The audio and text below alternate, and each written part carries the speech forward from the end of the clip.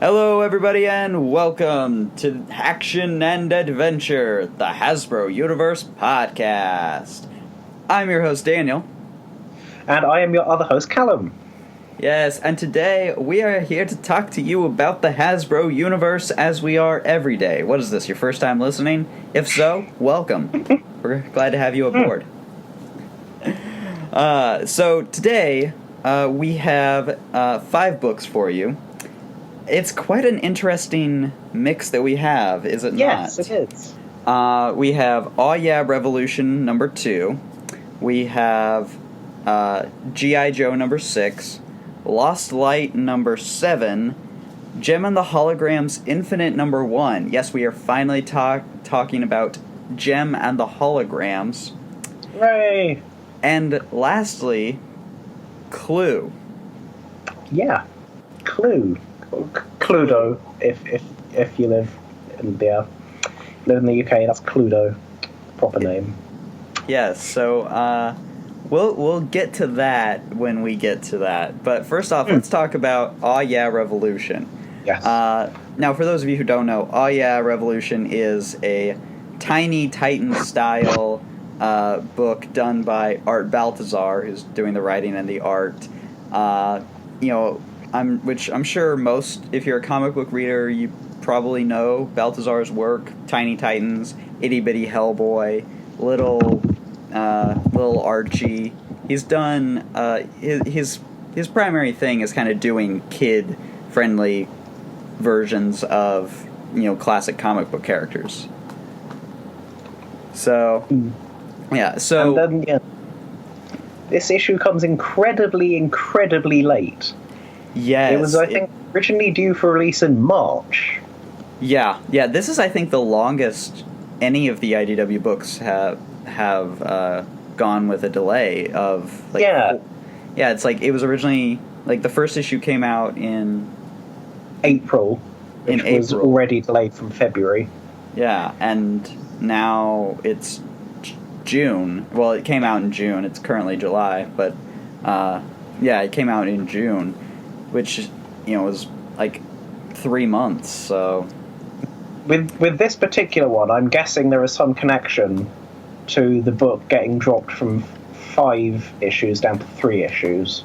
Yeah. Because I think it got solicited up to 4, and then kind of 5 never got solicited, and then 4 was kind of quietly cancelled. So I'm guessing maybe the delay also had something to do, on top of IDW's Common and Garden shipping delays, I'm guessing the delay here had perhaps something to do with it being rejigged around to be a 3-issue miniseries instead. Yeah, which honestly I feel like is kind of better for this book, because I feel like Balthazar works better in a tiny package. Yes, I pun not intended. So this issue follows up from the events of the last one, where Baron Karza has captured Optimus Prime, Rom the Space Knight, and Snake Eyes with the power of the Orbsa Gem. Do you see what they did there? Yes. And the last issue ended with the Micronauts going to save the day. The Micronauts in this incarnation just being Microtron, Biotron, Space Glider, and a Croyer. So no Oz and no Larissa in this version. So, which kind of makes sense in that they're the two that are the kind of least based on the toys that they're ostensibly based on. Yeah. Oz is technically based on the Pharoid toy, and Larissa is technically based on the Galactic Defender toy, but they're not really. Yeah. Really. Yeah, it's pretty much just the main sort of ones that look similar enough. But anyways, this issue, the Micronauts show up, attack Baron Karza, and end up freeing the captured heroes to return to their Earth, where they happen to drop out just in front of a Cobra headquarters. So, where they meet the one, the only, my personal favorite G.I. Joe character, Storm Shadow. I can't tell you why Storm Shadow is my favorite. I have just always been a fan of Storm Shadow. I don't know. He's cool. I just really like him.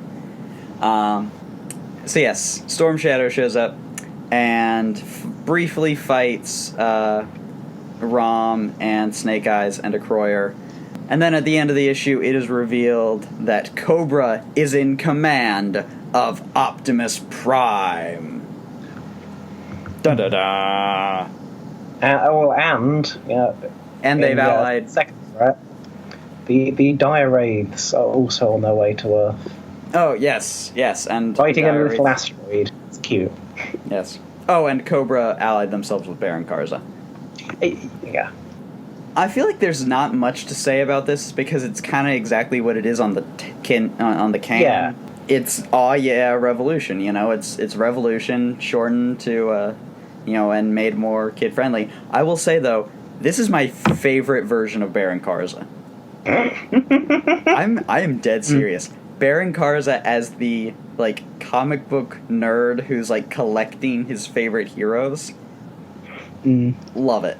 He's like I don't know if this is just the way that Baltazar draws him, or if it's intentional, but he always looks like he's just got the biggest grin on his face, and I love it. He's just such a happy guy. And having kind of Andromeda, his horse there, it was cute. Oh my gosh, yeah.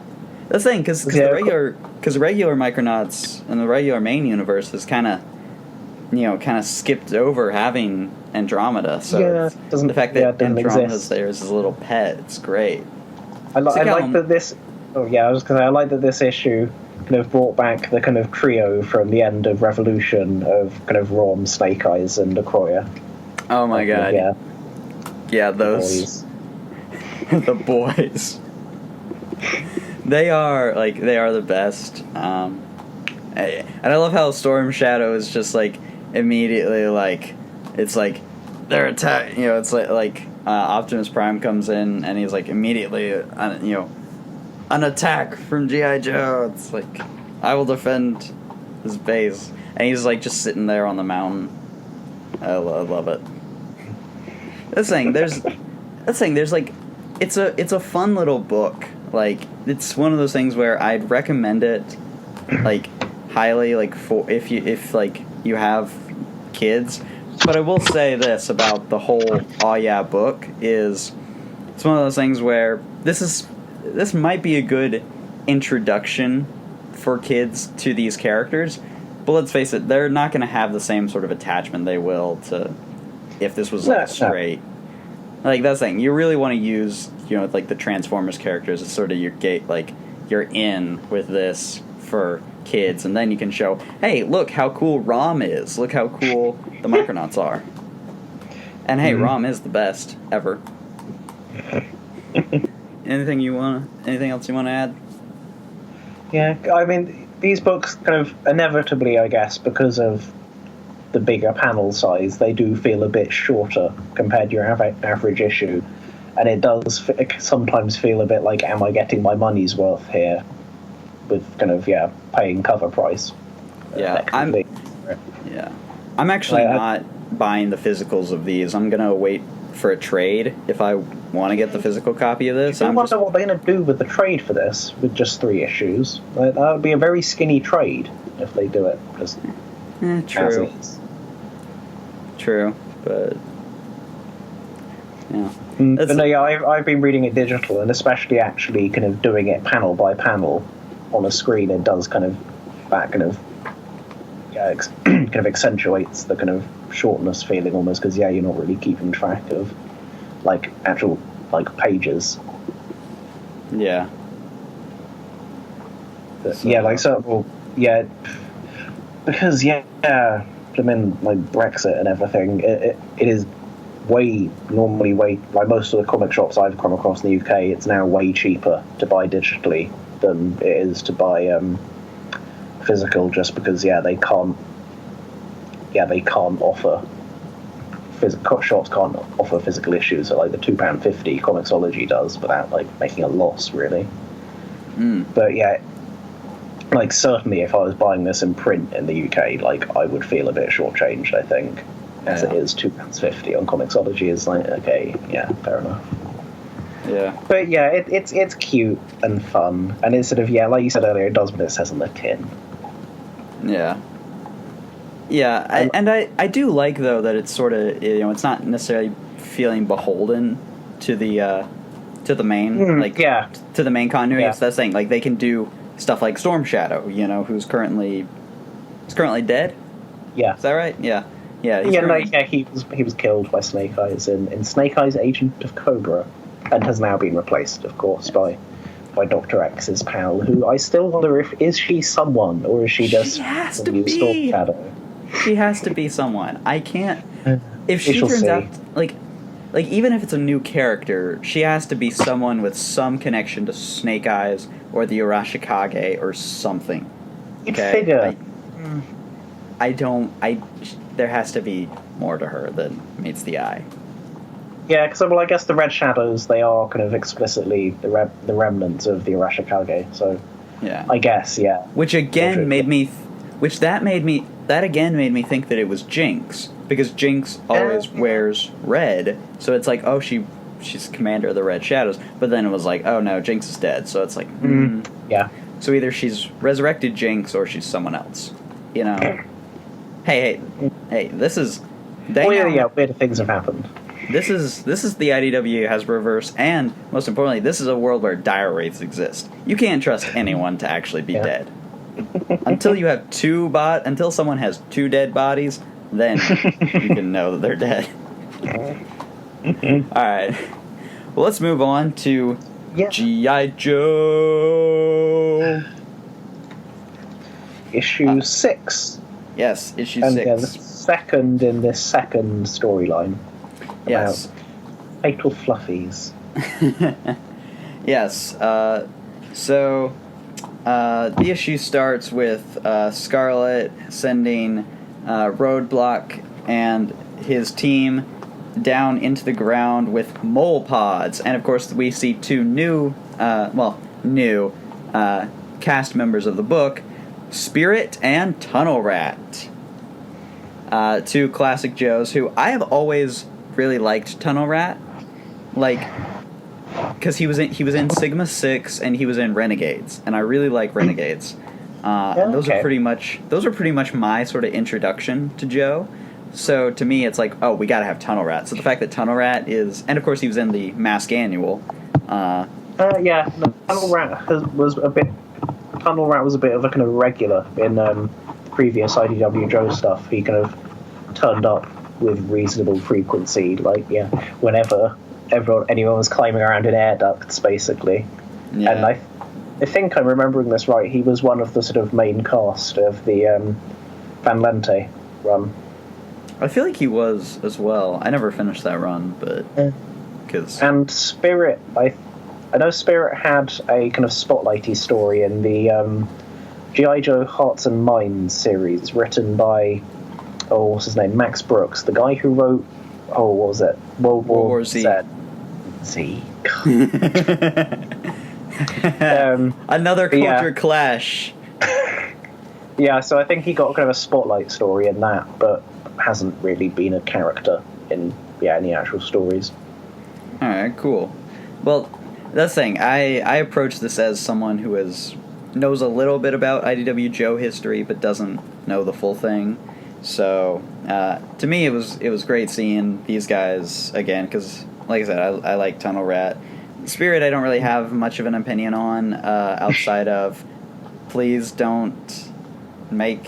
be very careful with him, because he is a Native American character named Spirit, who's a tracker. Tugs at collar. Yeah, so. His little spotlight story in Hearts and Minds kind of touched on that to a degree. But I think kind of his internal narration comments on the fact that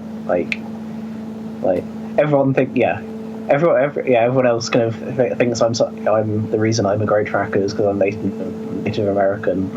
I am a great tracker, but still kind of if I haven't read it in ages, but it touched on that. from what I remember of it. Alright.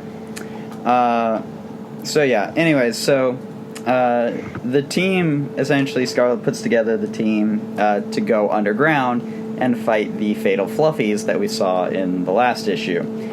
And, of course, we get new member Salvo, not necessarily being the biggest fan when Scarlet says that Doc Jr. is coming along on the mission.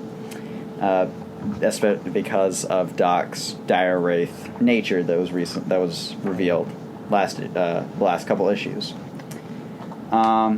Anyways, so the team heads down in Grand Slam's newest invention, the Mole Pods, which I'm not sure. I'm not sure if these are based on like a toy or not. I feel like any toys would have already been featured, so anything new is kind of. I was gonna say, I remember reading something. I could have sworn I remember someone talking about the mole pods referencing something, but not being it. Oh, here we are. Yeah, wiki article, McFeely, as usual, very well informed. Mole pods are not traditionally a Joe vehicle. They're employed by Cobra in the G.I. Joe Rise of Cobra movie. So there we go. Oh, hey, that's actually one of the few Joe things I have seen. I don't remember much of it. No, I saw it a very long time ago. I remember it being pretty bad. But hey, Storm Shadow was good. Because he's Storm Shadow, and he's amazing in everything, and I love it. But anyways, so they go down underground, and they find the most adorable little teddy bears you've ever seen in your life with these little horns. But then it turns out, oh, no, wait, those are the Fatal Fluffies. Those are the giant monsters. Which is, like, super sad, because you don't want to shoot at them, because they're so tiny and adorable, and then they turn into monsters and try to kill you. So, that's just a complicated situation right there. But, of course, Skywarp, going down there because he's Skywarp, even though, because, sure, a jet might not be useful to have underground, but a giant robot, it's pretty useful when you're fighting giant monsters. So they start, just opening fire. Salvo brings out her big guns, starts opening fire, all that. But then when one of the Fatal Fluffies goes down and reverts back to its tiny little adorableness form, Rock and Roll goes over. The stars around his head. Yes. Rock and Roll goes over and turns into a giant and goes over, touches it, and that turns him into a giant Fatal Fluffy type creature who immediately attacks the Joes, and he and Skywarp start to duke it out, which is great because it's like these two have been butting heads and now they get to actually go like fully at it, like in fist to fist. Yeah. Oh my god, it's so amazing. But back at the Lemuria, Scarlet gets boarded.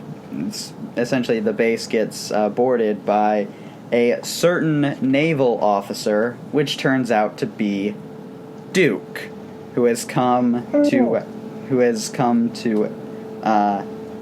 take away the prisoners that they have been holding in secret. And and of course, Baroness. Yes, and that is where the issue ends. So, first off, let's talk about the big part of the issue, which was the Fatal Fluffies. Now, we're still thinking these are Inhumanoids, right? I mean, I'm still thinking. Okay, this issue goes and does another kind of Inhumanoids thing, which is a person getting mutated into a big kind of like a gigantic monster zombie person. That was a thing that Decompose does to people in the Inhumanoids cartoon, and it happens to Rock and Roll here again. So it's to the point where if it isn't Inhumanoids they are building to, it's just the most confusing thing because they're doing all the things that you would expect of the Inhumanoids. So Yeah, I'm going to be incredibly confused if it isn't. Yeah. But, see, well, my question, though, is, like, now, not being super familiar with the Inhumanoids outside of the basics, you know, there's a Earth core, they go down underground, they fight monsters, one of them's decomposed, and he's amazing, you know, I know the basics of Inhumanoids, but don't know a ton about, like, the intricacies of it. We have to wonder, like, these tiny, like, the Fatal Fluffies, are they, which finally get named in this issue, by the way, like, is that sort of, are they being mutated, or are they Inhumanoids? Like, or is that sort of their natural thing is... Oh, true, yeah. Is, like, or are they being mutated by, like by decomposers, or just some other sort of energy, you know? That's an interesting idea, actually, yeah. Because I haven't actually seen the episode, but I gather the original kind of idea of the Fatal Fluffies on the G.I. Joe cartoon was that they were sort of cute little pets designed by Cobra to sort of look like cute little pets until and like infiltrate places, but then you activate them and they turn into a big giant monster and defeat things, and that makes a lot of sense if you're villains in an 80s cartoon, I guess. But yeah, that's I mean, it makes sense to me. Yeah, that they are just little cute things and they are being mutated into giant monsters in the same way that Rock and Roll. Yeah, that does make a lot of sense, doesn't it? Yeah. I like that's the thing, I don't know. It's like I'm theorizing at this point, but it's like they are really cute and I can't get over this. I really can't. like when when they knock that one down and he's like and he's like unconscious and it's got like the little X's over its eyes. It's like it's like, aw, he's napping. It's so cute. But yeah, but then there's that weird fact where Rock and Roll is wearing that shirt with the compass design on it, and then that compass design appears on his forehead. But that's not in any other it's not in any of the other panels on the page, and I don't think his hair is covering his forehead most of the time. But it's so is there a connection there? I don't know what's going on. I'm loving it, but I don't know but I want to know what's going on, you know? Well, Crystal Ball kind of put the symbol that first appeared on his forehead when Crystal Ball first sort of kind of whammied him. Right. First.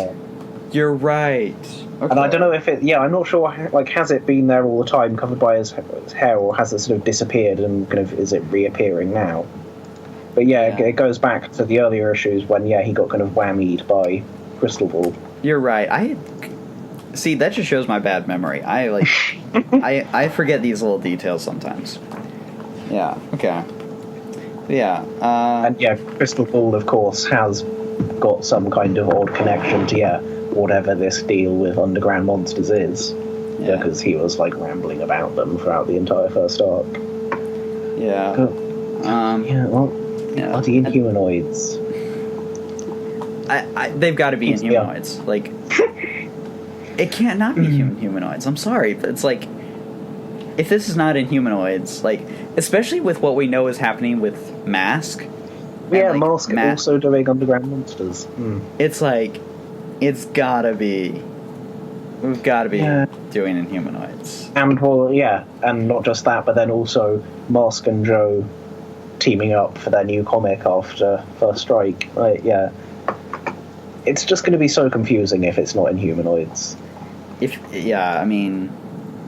Which is a shame, because I have the MP3 file ready to go at the end of the show when they finally do have the Inhumanoid monsters show up. It's I'm ready to go. So just give it to me. All right, give it to me, IDW. Just give it to me. All right.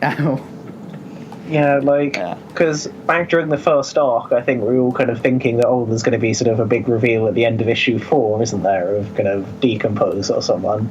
But no, it was a big reveal of a Fatal Fluffy. So now it's just, okay, so we're getting a big reveal at the end of this arc, and Yeah.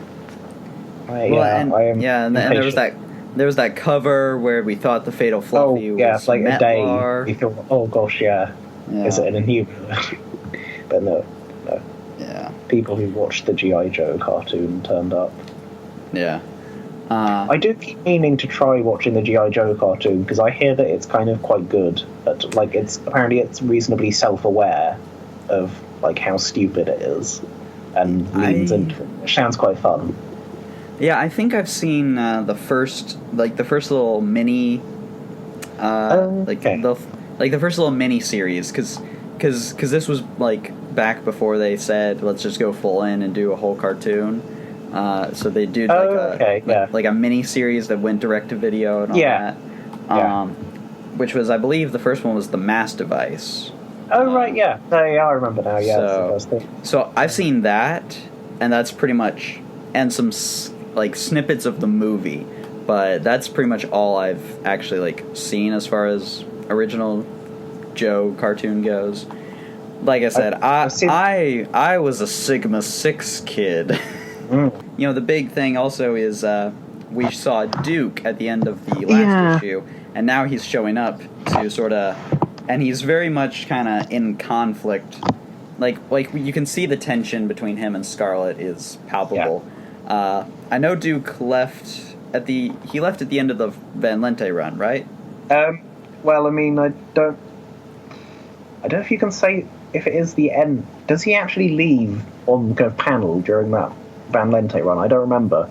I mean, he's gone by the Travis run, and like the thing that makes him leave is in the Van Lente run, but I forget if you actually see him leave, especially with the fact that the last trade paperback worth of that series was all just flashbacky stuff mostly. Huh. So wait, like they... But, see, basically... That's weird if they have him leave off-panel. I've heard of the dubious quality of both the Van Lente run and the Travis run, but it's like, that just seems like a really weird thing to do. What I remember is that kind of the whole kind of scandal that leads to him leaving happens on panel, obviously. The fact that he had a secret wife hidden in like a care home, and he was I remember that. Paying her medical treatment with money that everyone thought was from Cobra but actually wasn't, I think. But yeah, I forget if he actually, like, you see him resigning during that story. I don't remember. Right. Actually, wait, let me get it up. Right.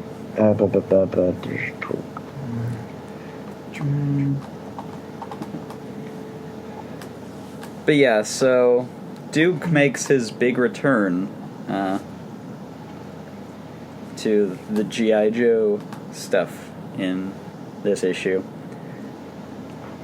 So, which, hey, yay, it's Duke, I guess. I can't bring myself to care about Duke being back. I honestly don't care about Duke either. He's, I don't know, like, I've honestly never cared about Duke. He's like, in every iteration of G.I. Joe I've seen, from the movies to Sigma 6 to Renegades, he always is just the most boring character. Like, every time. There's always someone else who's more interesting. Yeah, like... Well, back when he was just a silhouette, I was hoping it was Hawk. Just because, like, he's marginally more interesting than Duke. Wears shades. He has sunglasses. Yes. I have always liked... because I did go back and read the Zero... Like, I've read the Zero issue of like the start of the entire IDW Joe stuff, and he did have this interesting sort of, like, you know, because he had the sunglasses on. It's like he was sort of the I don't know if it's that Men in Black effect. I feel, you know, it's like where, you know, it's like he doesn't say much. He wears the sunglasses, and you know, he just kind of No, yeah, flicking back through. Those last few issues of, well, actually no, because Van Lente wasn't writing it by the end of the run, but flicking back through the last few issues of that Volume 3, I don't think Duke kind of leaves G.I. Joe on panel, kind of the scandal comes up, and then there's a bunch of flashback issues, and then like the last issue of the series, he doesn't really appear in it and isn't talked about. But then start the Travis run, he's left. That is really weird. Like, that's just weird narratively, It's like, well, I mean, there's quite a lot of kind of odd kind of just leaps in kind of the status quo that aren't really addressed in that Travis run. Like, Craig, Cobra Commander, just arbitrarily disappears other than appearing in a poster for the Travis run, and just Tomax is in charge. Huh. Without explanation. That does seem weird. That is strange. But hey, he's back, so if anybody who's a hardcore Duke fan, I will say I like those people. Who is a hardcore Duke fan? I was being like hardcore fan. Here in North Carolina, it's like we've got the Duke fans, and then we got the UNC fans, and then we got the NC State fans.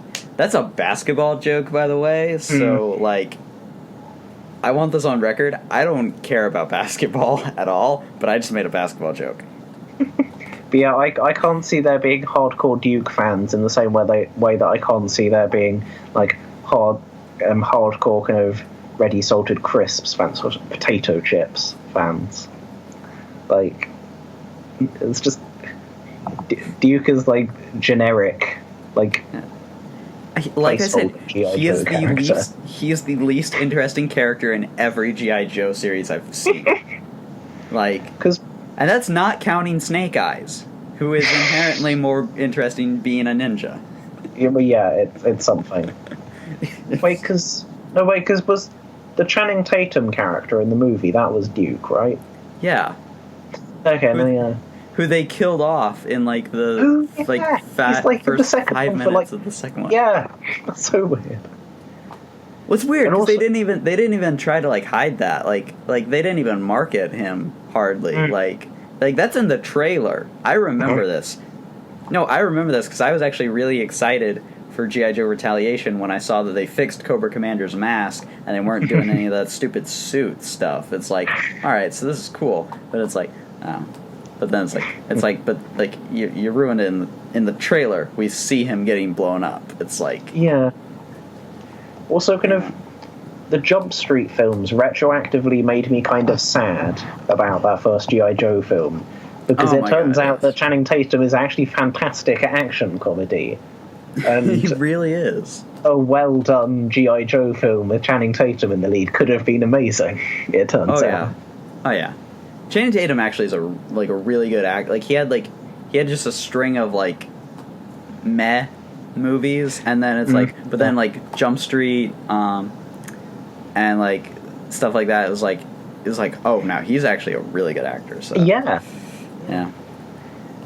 But yeah. So I will say this about Duke. I like that he is sort of, he was sort of the face of the G.I. Joe franchise. But now that position's kind of been subsumed by Scarlet in a lot of ways. Well, I guess really the face of the franchise is Snake Eyes. But as far as like, when you think G.I. Joe and like traditional military G.I. Joe, that position has sort of been subsumed by Scarlet, not just in the comics, but in all media. So I like that, he's being reintroduced as someone who is sort of in opposition to Joe. Not necessarily as a bad guy, but more as just traditional military. Yeah, and it's an interesting thing to do, especially with the whole thing in this series of G.I. Joe being kind of an independent international force now. It's kind of an interesting thing of, bringing Duke back as part of the actual US military. Yeah. And, that's interesting. I would like to see more of that, though. Like, because in terms of, like, who makes up this G.I. Joe team, it's pretty much all past characters who are pretty much all American, like the one exception being Salvo. Yeah, I suppose so. Yeah.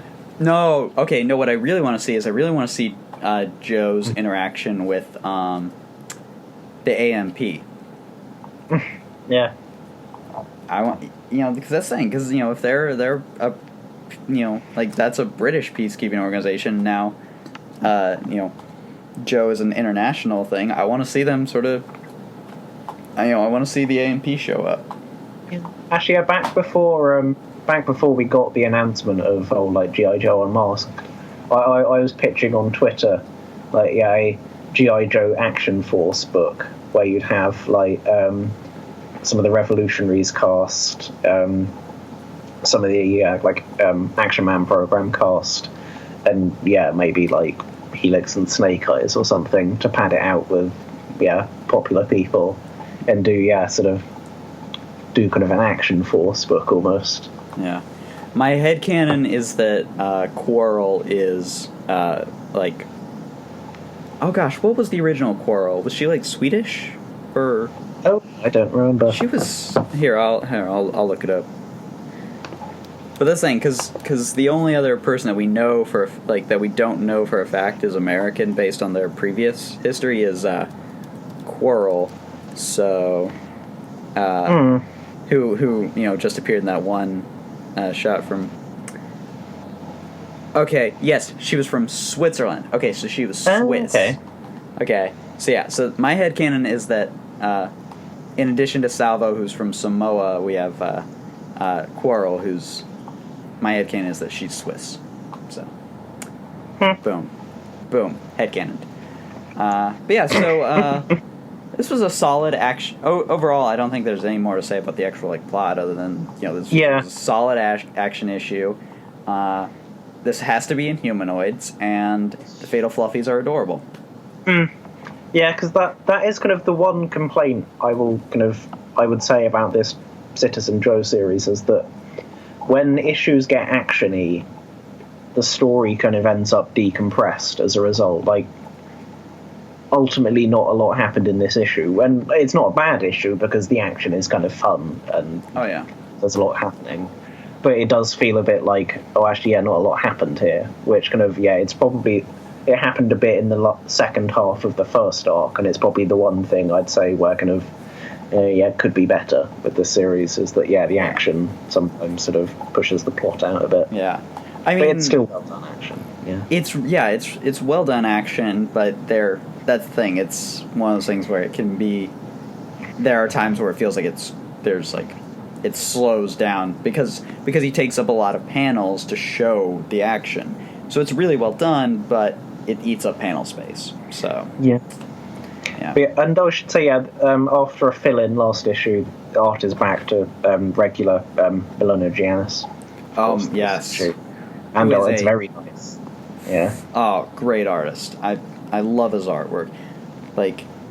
I understand why some people are not fans of it because it is very stylized, but I personally am a fan. I think it works really well. I also want to give props to the letterer, who is Sean Lee for this issue, just for the sheer quantity of sound effects during the fight scene. Everyone has got a lot of guns, and there are a lot of sound effects to make accordingly. Just one panel here of Salvo has got 3 different kinds of sound effect filling up most of the space that isn't her. Whoosh, whoosh, chunk, chunk. It's great. Tonight, the roles of sound effects will be provided by Callum Tozer and Daniel Adkins. Grah! But so let's move on to Transformers Lost Light number 7. So, we have finished our first arc of Dissolution, and now we have a Dissolution epilogue, which is titled After Megatron. And so, it is accordingly, it's an epilogue to the first story, and it is exploring, the kind of new status quo almost that we have now that Megatron is gone. And so it's your typical after a big arc kind of aftermath issue. We've got no one big thing. Well, one big thing does happen, I'll say that. But it picks up quite a few plot threads, and it's all quite kind of intimate and character focused. which is what I've been this is what I've been missing in More Than Meets the Eye, like towards the end in Lost Light. It's like this is small, it's episodic, it's like it's character driven. It's like, yes, this is I liked this issue a lot. So yeah, it's interesting actually, because back at the start of Lost Light, I was quite kind of excited for the big Functionist Universe story, because I really enjoyed the first year of More Than Meets the Eye Season 2, when it was basically like a full year of serialized story with the quantum duplicates and time travel stories. And like, I loved that kind of about 11-12 issue run. And then in later Season 2, a lot of the episodic stuff fell a bit flat, like the personality tics and stuff. But yeah, in this case, actually, we've gone back to sort of Season 1 almost, where some of the episodic stuff was some of the best stuff. And yeah, this was a good issue. I think it's certainly kind of, I would say it's the strongest issue of Lost Light so far, I would say. Yeah. So yeah, what happened? We have everyone is back together on the Necroworld, and after it's been a full week, 7 years in Rodimus time since they got stranded there, and they're about ready to leave. And Rodimus's plan to leave is to is to use the corpse of a dead Decepticon who turns into a tiny spaceship and mass shift the corpse into a bigger spaceship, which good fun, Rodimus. And actually, that kind of made me go a little. Yeah. And one of the good, this sequence involves one of the good old sort of Roberts, like people who aren't British probably didn't get this gags, where Swerve thinks the skip is going to turn into a skip, which is of course what we call a dumpster in the UK. But no, Skip turns into a tiny spaceship. See, thank you for explaining that joke to me, because I was like, yeah, it's shock and awe all over again. Oh, and marbs and so on and so forth. But so they have a plan to go off the planet, and so everyone then separates off and basically goes off to have little character-focused chats with each other. So we've got a few threads going on in the issue. Minimus / Ultra Magnus goes to see Kaput because the Magnus armor isn't responding to him. He can climb into it and then get stuck inside it, and it can't move, and it's all very funny. And meanwhile, Cyclonus and Tailgate have a chat, but Tailgate is sort of dismissive, brushes him off, and they ultimately agree that Tailgate declares that he is going to stay on the Necroworld whilst everyone else goes off in the ship to try and make contact with the Lost Light again. And Cyclonus is not happy about this. Meanwhile, Lug and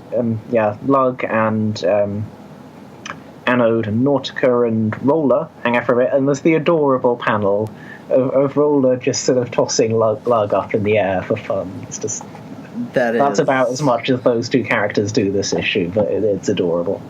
It is pretty adorable. Yeah.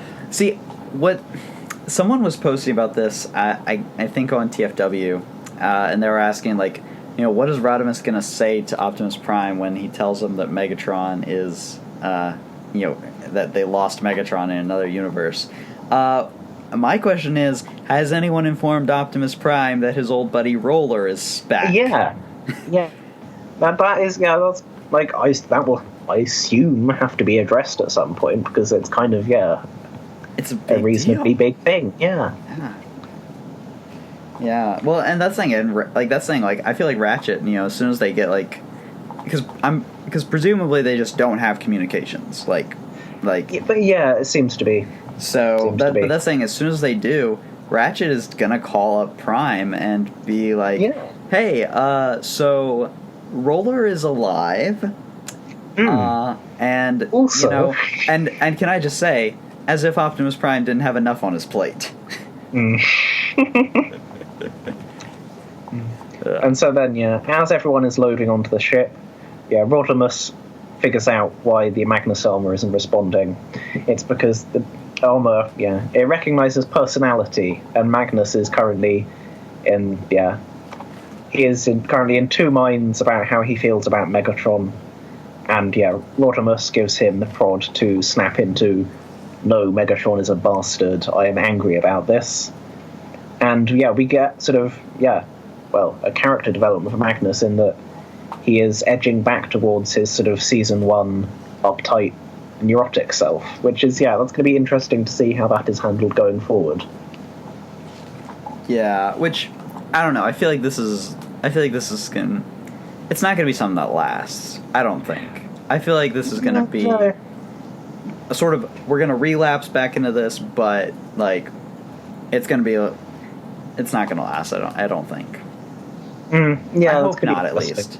I hope we haven't just relapsed and, reverted all the character growth. Well, presumably there is a story to be told as a result of this kind of character change. Yeah. Yeah. And so then, sort of everyone... heads off in the shuttle, and Cyclonus goes back to his old ways with the facial clawing, because Cyclonus is sad. And but then World comes in and he's like, don't.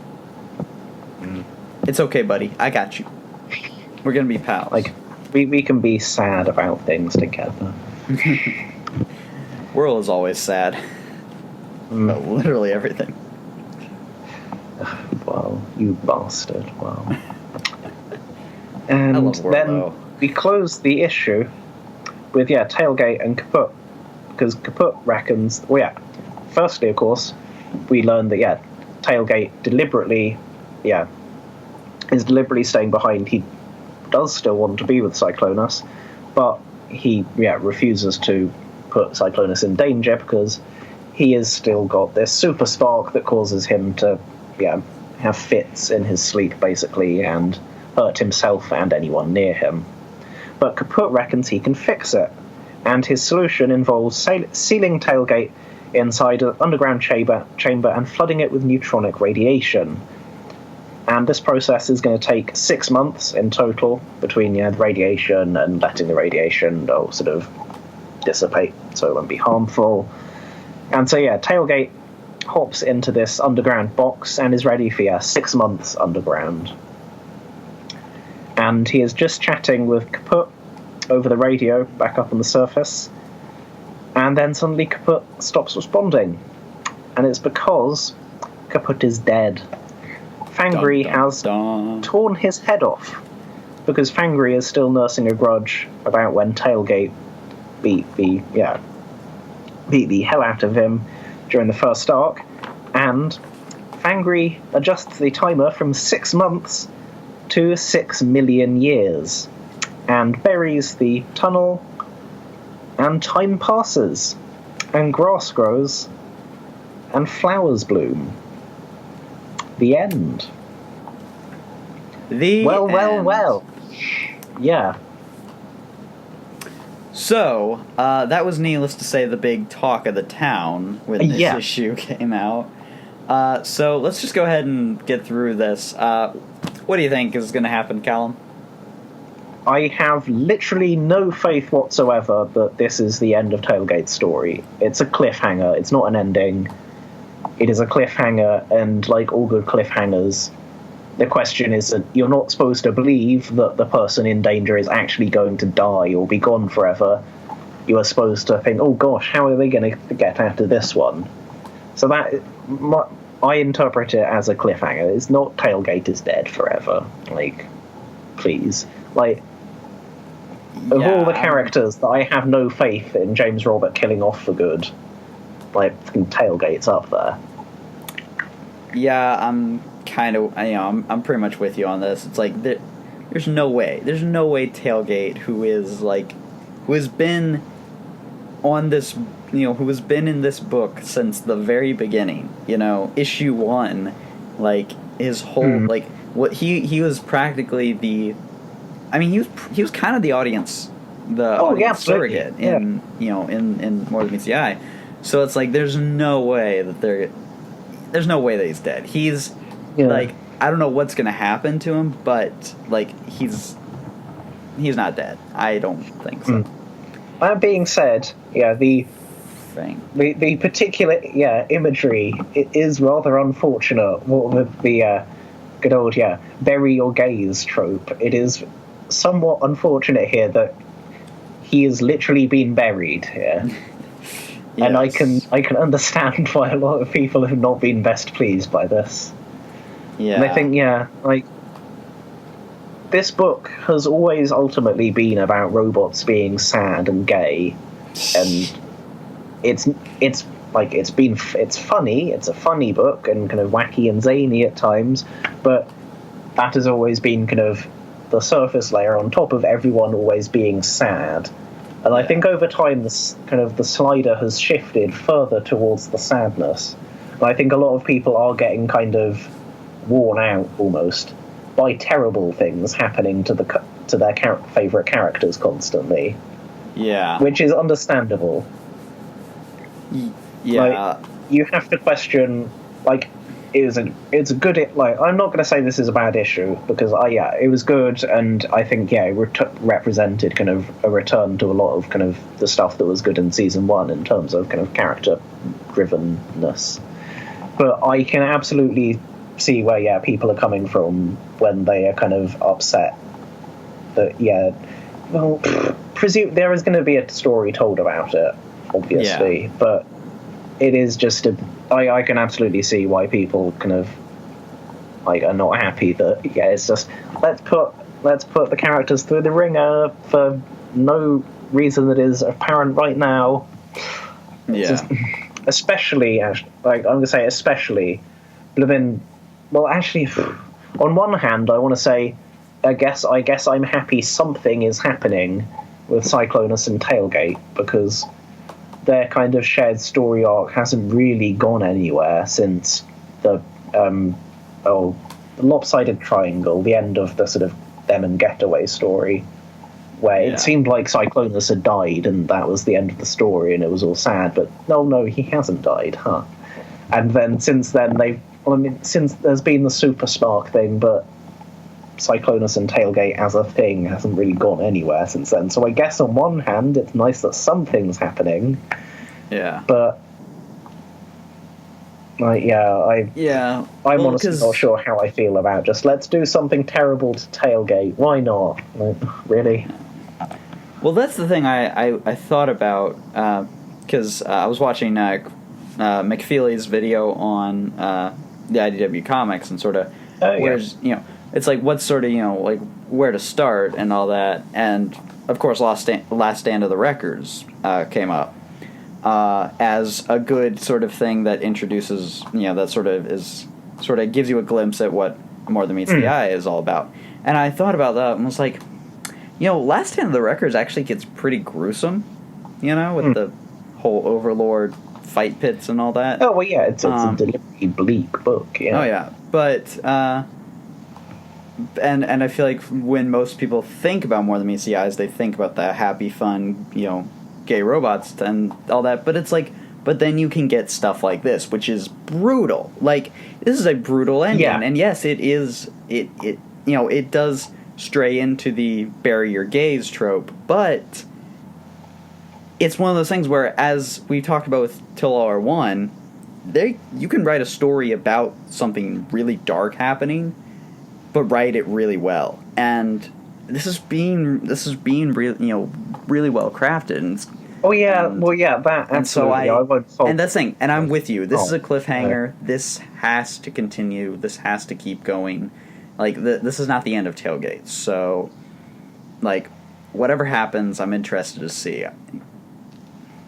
Like, I also kind of, the fact as well, just that final page where kind of, we see the panel getting buried and then the bare earth and then the grass and then the flowers. Like, that's classic James Roberts is clearly sort of implying something and wants you to sort of naturally assume something, but he's actually playing on your assumptions and something completely different is happening. Like, the example I always give is back in, issue 3 of More Than Meets the Eye, the Spark Eater issue, when the Spark Eater jumps into the lift with Brainstorm, and Brainstorm holds out the briefcase in front of the Spark Eater, and then the Spark Eater runs off.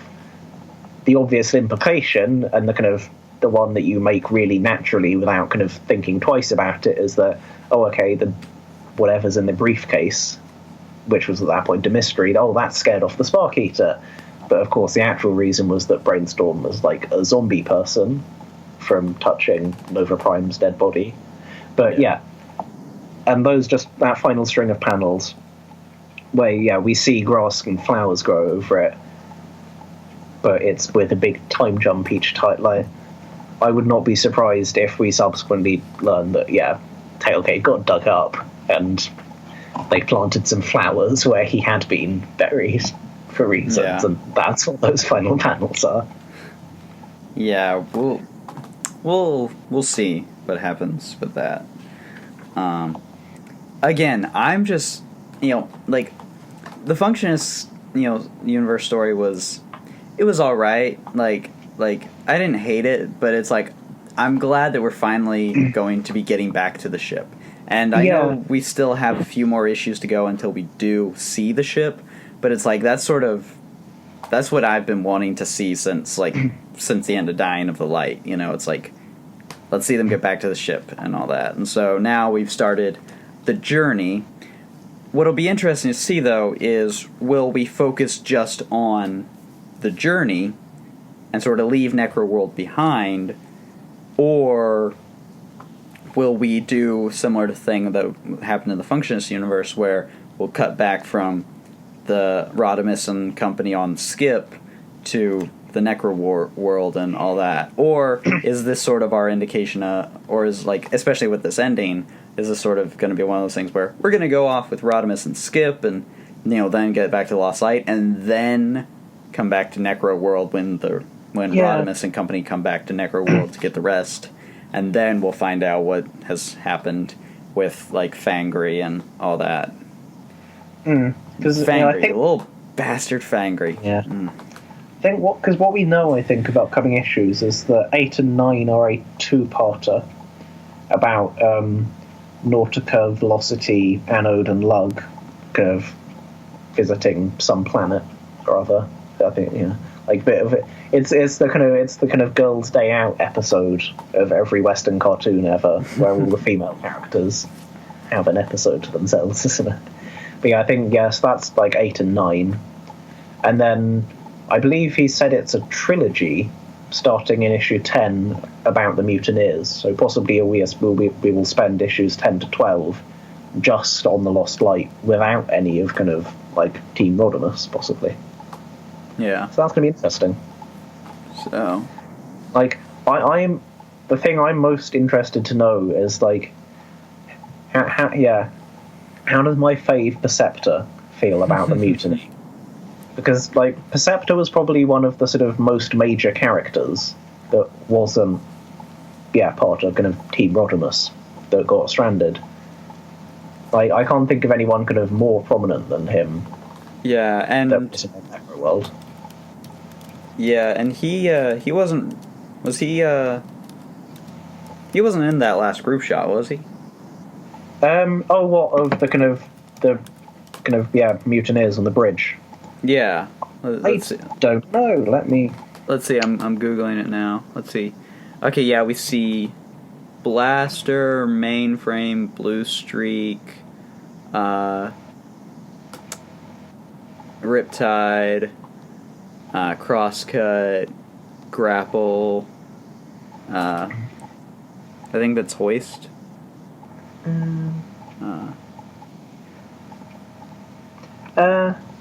I've got the page up. Yeah, Hoist. Yeah. Oh, yeah, Siren. Siren. So actually, after Perceptor, probably like Riptide is probably the next biggest of the characters that didn't end up on Necroworld. Yeah. But yeah, so yeah, I'm interested to see how that all kind of plays out. Because like I'm guessing, well, I don't know, did the Lost Light ever find out that the DJD turned up and tried to kill everyone? And how did they feel about that, for instance? That is a good question. Because despite the fake out in issue 50, it turned out they didn't actually know that they were sending them to the DJD. They thought they were sending them to the Galactic Council, and so on and so forth. So yeah, I wonder if they know. Yeah. Yeah. That's the thing I've been really looking forward to. So I can't wait till we get to that point, especially with the Protectobots coming back. Oh, and yes. And of course that's post Combiner War. So now we have the Protectobots as an actual Combiner team. Yeah. Which is Rook going to be there? That's the question. Please let Rook be there. Please let him be there. I want to. Like, that's the thing. It's like, thanks to FunPub, we now have like full stories featuring Alpha Bravo and Off-Road. Let's get some story for Rook. You know. Although, kind of, part of me kind of wants Rook to just forever stay the guy who stands behind all the other Protector bots, kind of poking his head out. And just part of me wants that just to be Rook forever. He's the guy who stands behind the Protector bots and then becomes Defensor's leg. Yeah, but oh no, and like maybe it's like a gag where someone like asks him a question and he just doesn't answer it. He just stands there. Yeah. But yeah, it is great just in Combiner Wars that just, if you take the issue as read, just Rook happened to be standing near the Protectobots when Starscream decided to turn them into a Combiner. So he ended up becoming Defensor's leg. Or whatever Rook is. I forget. Yeah. That's the thing. My head, like, the way I imagine Rook is just, he's literally, you know, like that piece in chess, you know, he's a castle, he's just a fortress, he just stands there. He just stands there, he's big, he's tough, he can take anything, he just stands there, says nothing. That's my headcanon of Rook, of course. So. Yeah, because what is his sort of actual profile personality? Because I have missed that with Titan's Return, getting the sort of full-length bios, but they stopped the comics. Actually, looking at this, I got it up. If you need a rescue deep behind enemy lines or deep beneath battlefield rubble, Rook can get it done. His durabilium super alloy armor can withstand punishing blasts and hold up under crushing weight, and his tactical knowledge can get him out of any jam. So basically what I said combined with what he's done. So, see, my version of Rook is, you know, it's based in what little we know about him. In that we know absolutely nothing about him. And such a good figure as well. Right. Yes. So, is there anything else to really, let's see, we talked about Magnus, we talked about, Cyclonus and Whirl are now we started to see their, they're buddies, so they're gonna be pals. Weird friendship where they kind of want to kill each other, but they're kind of also friends. Yeah, just so long as they don't start to have a romance, because I had canon Whirl as Ace, and Dying of the Light kind of confirmed that for me. So if please don't do anything. I just can't even imagine a more unhealthy relationship than Whirl and Cyclonus. Yes. I think about the Art again, was it? So I pointed out on the Allspark the other day that Jack Lawrence has now done 7 consecutive monthly issues of Lost Ark, which is possibly a record for the entire IDW Transformers line ever. Like, people have done a run of more than 7 issues, but with kind of breaks, not 7 months in a row. But yeah, best anyone can tell, this is a record. Yeah, and is he doing 8 or is I don't here? think so. I think 8 is check. a guest. No, he's doing 8. According to Comixology, at least. Let's see. Oh, I'm sure there was one that was a guest. Is it 9, maybe? 9 is Prips. Prips is back for. Oh, 9. right, yes, that was it. I remember now. So yeah. But yeah, that's kind of if it ends up being 8 straight months of a complete book, like that's impressive. Like, wow. Yeah. Like, I think you can find lots of kind of 6-issue runs where someone's done a whole kind of 6-issue arc and then there's a fill-in afterwards. Yeah. But yeah, I did notice actually he isn't inking his own art this issue, and it is noticeable at times, I think. Like, yeah. They just, like, I don't know, feel a bit less kind of, I don't know, just there's the odd kind of face that feels a bit awkward the way it's inked, I don't know. Yeah. Like, it's not as obvious as when other people inked Alex Milne art, which was always super obvious because like a big part of the look of Milne art is in the inking. Oh, definitely. But yeah, I noticed it in this issue. But I mean, like, I am not going to kind of begrudge him for altering his own inks after, again, this being the 7th consecutive month drawing this book. Oh yeah, definitely. Yeah, so this kind of picks up. This is definitely sort of. I'd almost recommend, like, if you haven't like been keeping up with Lost Light, but you read More Than Meets the Eyes, I'd almost say that this is actually a pretty good place to jump on because it is picking up from, like, after the Functionist Universe stuff and where you can kind of go, and they're getting off Necroworld and all that. What would you say to that, Callum? Yeah, I kind of do agree. Like, I saw someone saying, I think that, kind of, this is almost more of kind of a Lost Light 1 than Lost Light 1, because this is the issue that sets out kind of where we are going now, whereas ultimately the Dissolution arc ended up almost being kind of a coda to season 2.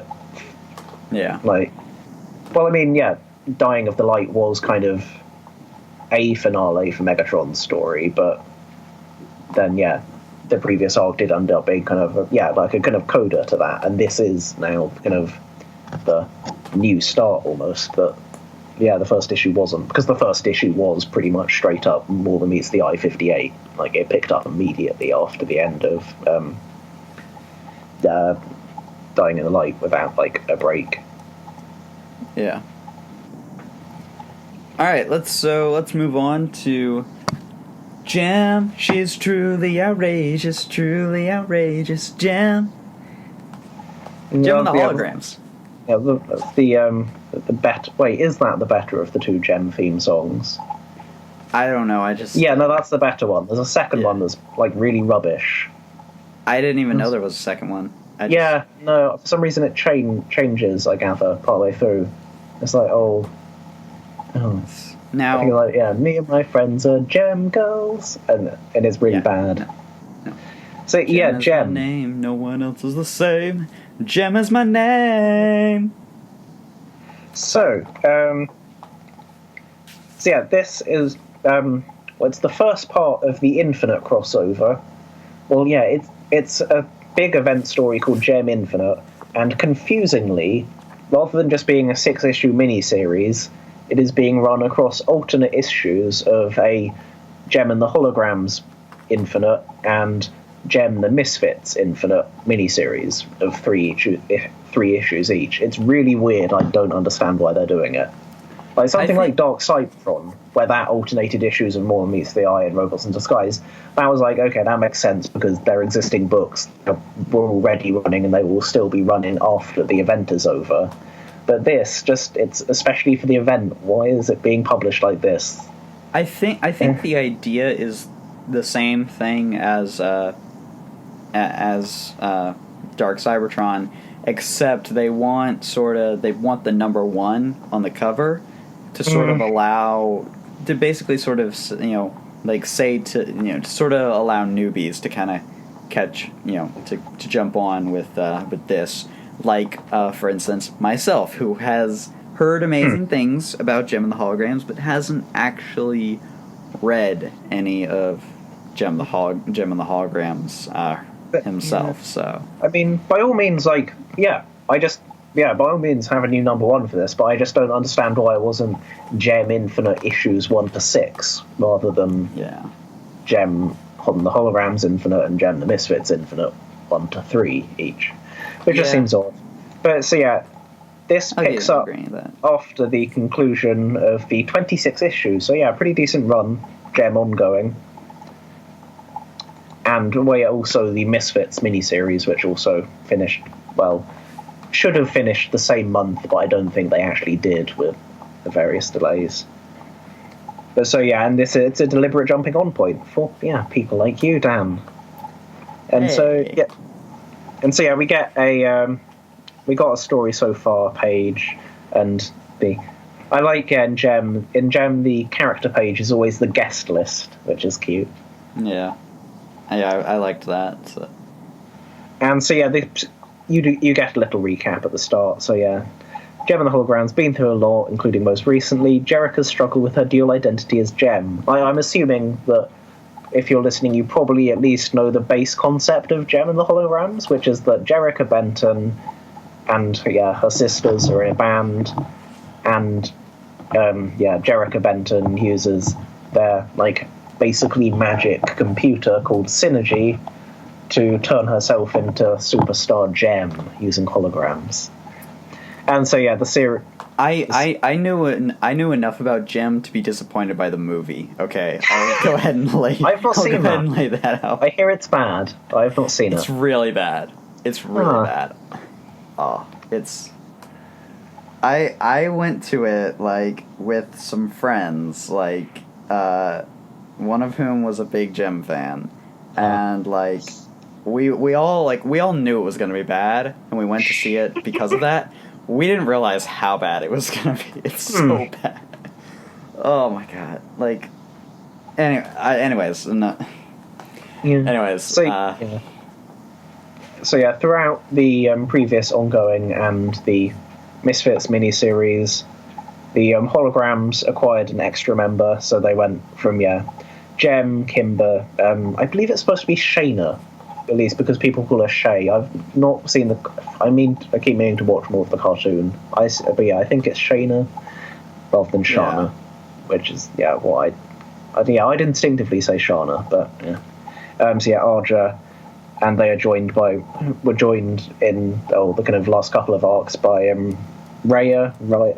I'm guessing Rhea, who kind of defected to them from rival band the Stingers, who are hilarious. The Stingers are great. They're sort of preening idiots, and it's great. And the Misfits got a new member, starting out with Pizzazz. And Pizzazz, I'm just going to say, straight off the bat, IDW Pizzazz is amazing. She is the best dressed character in comics by far, and she's just the best character. And she's got an interesting backstory from the Misfits miniseries. Pizzazz is brilliant. Jetta, Stormer, and Roxy, and they were joined by, because Rhea was, and I think I'm right in saying that Rhea was a extra hologram from the original toy line and cartoon, whereas the Misfits were joined by Blaze, who is an original character for the IDW series. I'm sure I remember seeing that, she is the first new Gem and the Holograms character created, since the 80s, which I guess makes sense, because there hasn't really been any Gem and the Holograms since the 80s. Yeah. And so, and during the ongoing, lots of drama went down between the two bands, and Pizzazz is convinced that the Holograms have it out for the Misfits and are trying to destroy them, which they don't really.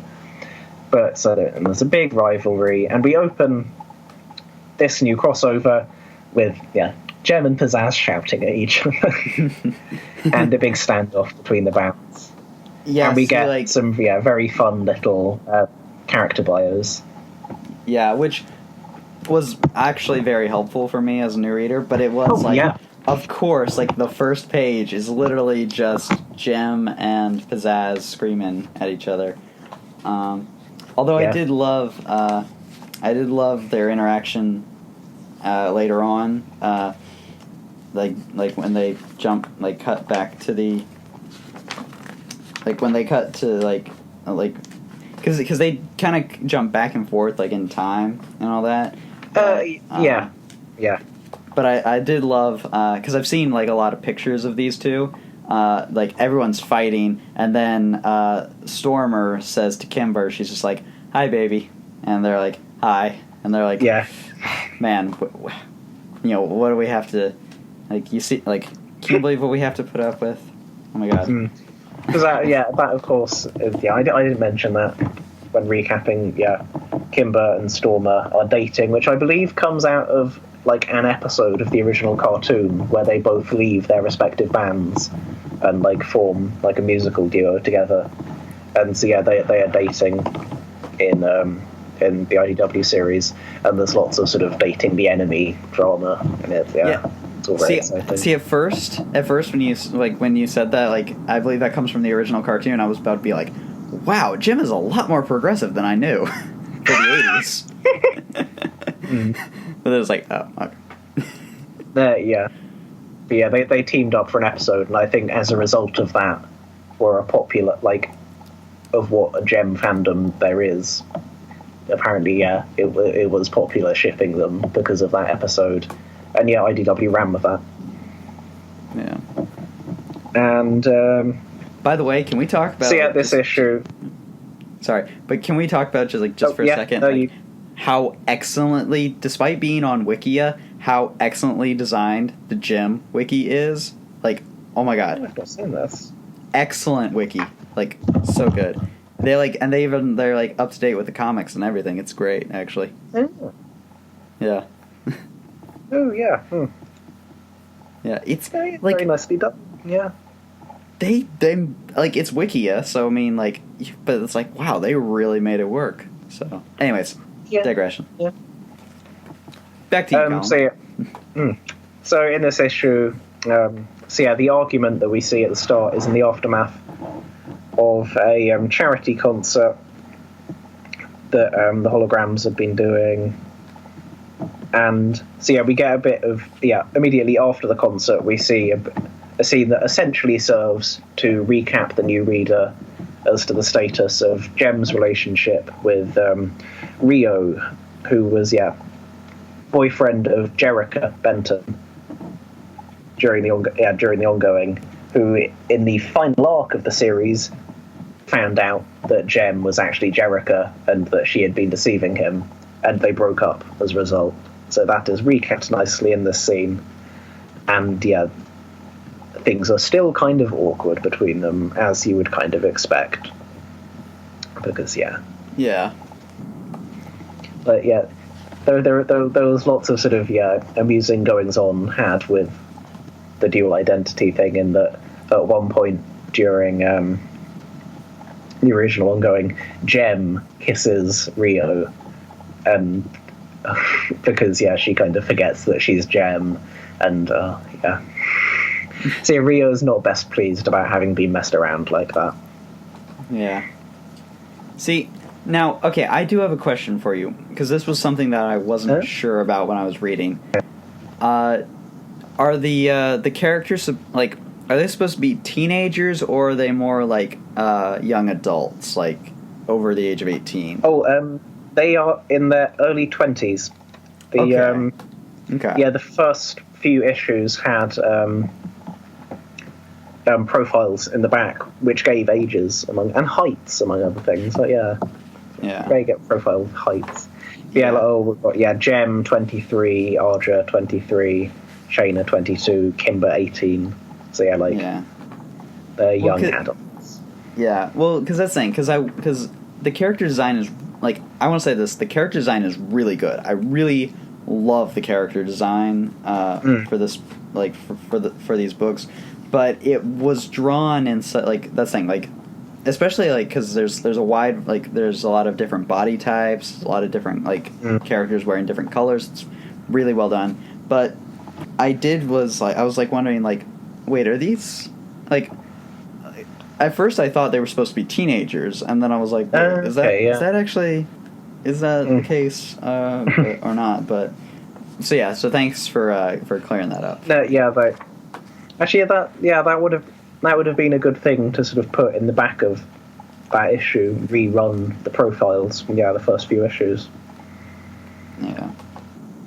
Actually, I just looking at these heights now, most of the Misfits and the Holograms are taller than me.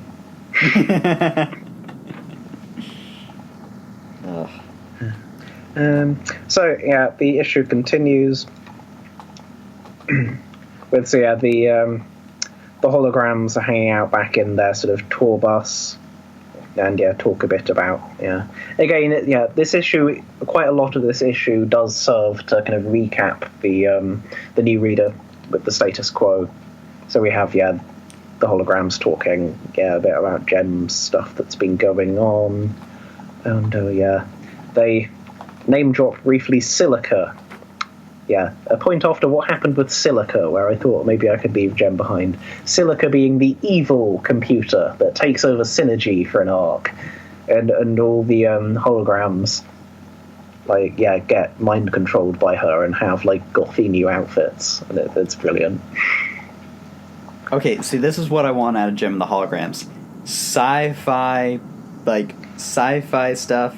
In the context of a band drama, it's great comedy, excellent. See, this is what the movie was lacking. The arc was Dark Gem, and everyone gets ridiculous, over the top, black outfits, and it's great. I love that. And so we return to the argument in the present day. Everything is heating up, and like you were saying earlier, Kimber and Stormer just sort of standing off to one side having a quiet conversation. And then a bunch of fans turn up and start taking photos of the argument, and everyone kind of awkwardly mooches off.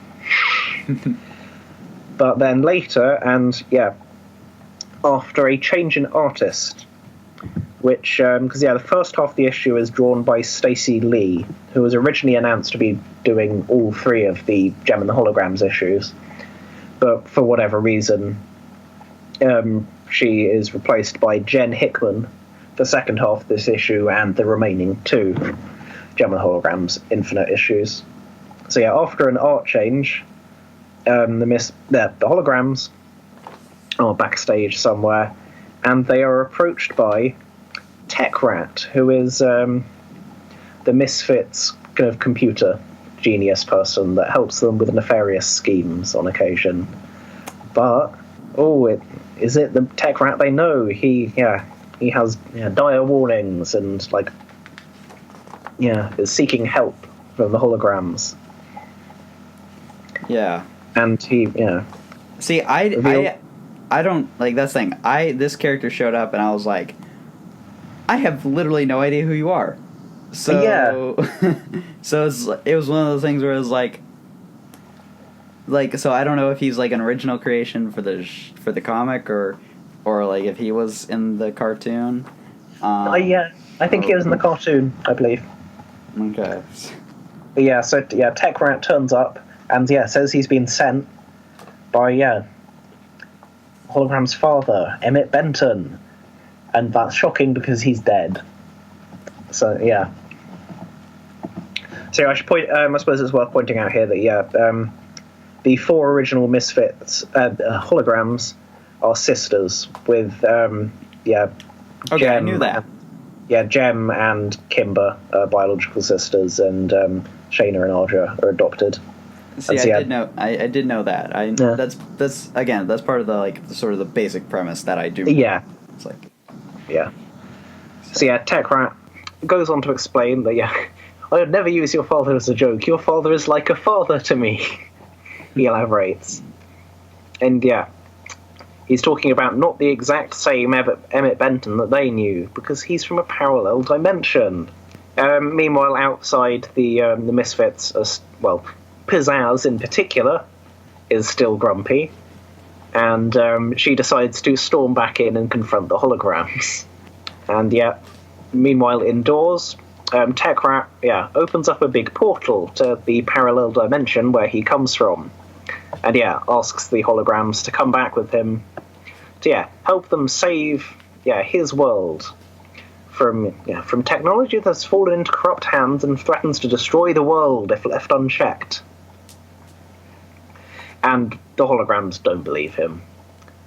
Until he opens a great big portal. And so, after a bit, team huddle, the holograms agree that, it's showtime, holograms. And they leap into the portal just as the Misfits arrive. And the Misfits are like, what the hell, obviously, because there's a giant portal in the room. And it's to be continued next time. Yes. And I love how when Jim says it's showtime holograms, how showtime is in pink. That's great. That's great. That's great lettering. So I'll give my thoughts on this first as the as the non-Jim reader. Like I said, heard great things about it, just never really could. It's one of those things where I was like, I considered getting a trade here and there, but it's just never really worked out. But now, overall, it's a solid introduction, I thought, to the Gem stuff. They catch you up on kind of the basics. Obviously, there's stuff that I know I've missed, but that's, as a longtime comic reader, that's never really been a big obstacle for me. So I enjoyed I definitely enjoyed this issue. Really liked the art, even when it did change. I did notice that, and then it was like, but it was close enough that it wasn't too big of a deal. One thing I actually noted in particular was when we saw Jim and the holograms playing, I really liked the way they did the music, because one thing that really bugs me about music in comics is the fact that because it's a medium that is entirely without audio, it's essentially like poems, and if it's an original song, and that's saying if it's not a song that's actually exists in real life, it's how do you read it? So I like the fact that it's not really, the music is not really important, but they do this really this really cool effect where it's like pink. It looks like almost pink energy is flying around, and then the words are inside there, but it's like some of the words go out of the panel and all that, so it's not like it's sort of like it creates the effect of music without creating a specific song, and I think that is a brilliant way of doing it. So that's been the sort of the signature way in which songs are done in this series, with sort of flowing around panels with the lyrics kind of handwritten normally in, and it's a really, really nice way of doing music. And then obviously the style and kind of the style of the sort of swooshy, swirly coloured bits, and the style of the writing communicates the kind of how the song sounds. With the Misfits, it's always more sort of jagged and kind of lightning bolty and sort of spiky writing, and it's a really clever way of kind of communicating music, in a silent medium. All right. Okay. Yeah. See, that's thing. I had this one little taste. So this issue also really did. I did feel like I got to know the characters pretty well. More so Gem than the Misfits, but But then again, this is Holograms 1. Next issue is Misfits 1. So So, but the thing we see, we see the interaction between Jim and Pizzazz, and I felt like I got a beat on their characters. We see Kimber and Stormer, and sort of it's the characters are very well established. So, the only one that was sort of who are you? What's your deal? Is Tech Rat, because, that's like, because to me, it's like, I didn't even know this was a thing in the original cartoon, but it's like, to me, it's like, everyone treats them with such importance, like Tech Rat, and it's like, oh my god, Tech Rat. Who's Tech Rat? I don't, like, and then of course it's like, oh, it's not even their Tech Rat, it's a parallel universe Tech Rat. Which, that's the big thing, was, so this is like a full-on sci-fi adventure with Gem. Awesome. Yeah. But they're going to a parallel dimension. Because even that Dark Gem arc I mentioned with the kind of the evil computer, even that, there was sort of, they tried to sort of justify a computer mind-controlling people with music, with some sort of sciencey flavor language. But yeah, here we are going full-blown, silly, goofy, like, nonsense science sci-fi, and that's quite fun. Yeah. Well, and so yeah, but that's the thing. But they're going to an alternate universe. I have to wonder, are they going to the mainline Hasbro-verse? Because Gem has always existed in this weird nebulous zone when it comes to the Hasbro Universe, where it's sort of in continuity but sort of out of continuity and all that. So the fact that now we're having them go to a parallel dimension, is this the mainline Hasbro-verse? I don't think it's spoilers to tell you it's not. Like, actually, are you reading print? Am I reading? Yeah, I'm reading in print. Okay, no, because if you were reading digital, you'd have a 5-page preview of the Misfits at the end, and you would be well aware that it is not the main Hasbro universe they're ending up in. Okay. Yeah, I shan't spoil anything if you've not read the solicits for it. But yeah, they are not, at least the main focus of this series is a universe that is not the Hasbro universe. But yeah, I still have to wonder, given that it is about dimension hopping, how things will end up, what the status quo at the end of this series will be. No. Here's what they should do. Like, at the end, like at like the very end of of the crossover, like, they just have the revolutionaries just show up and be like, we heard report, like, well, this is where we trace that teleportation energy, but I'm not seeing anything. Boom. And just confirm it. Just friggin' confirm it. You know? But yeah, no, it is interesting, the whole sort of IDW Hasbro Universe, sort of Gem and the Holograms, Misfits kind of thing, because at the very least, there are kind of visually identical versions of these characters in that universe, because, Ian has, in the original Action Man mini, Ian has a poster of the Misfits in his room, and it's the cover of, I think, Gem and the Holograms 2, I think. So yeah, it is those exact character designs. Yeah. So yeah, they clearly exist in some way in that universe. Hence why we're covering them here. Yeah, so at the very minimum, it's a sort of a sister universe, kind of universe next door kind of deal. Yes. So yeah, that's sort of an honorary part of the family. So yeah, not as big of a leap as the next comic we'll talk about, but we'll get there. But yeah, I do want to say, next issue with with Misfits, you are in for a treat with the art, because the artist for the Misfits Infinite issues is staying over from the recent Misfits miniseries, and her art is beautiful. Like, it's perhaps kind of more kind of stylized. Yeah, it's definitely more stylized, say, than either of the artists on this issue. And I love it so much. Like, let's see, I'm looking it up now that you character expressions and stuff.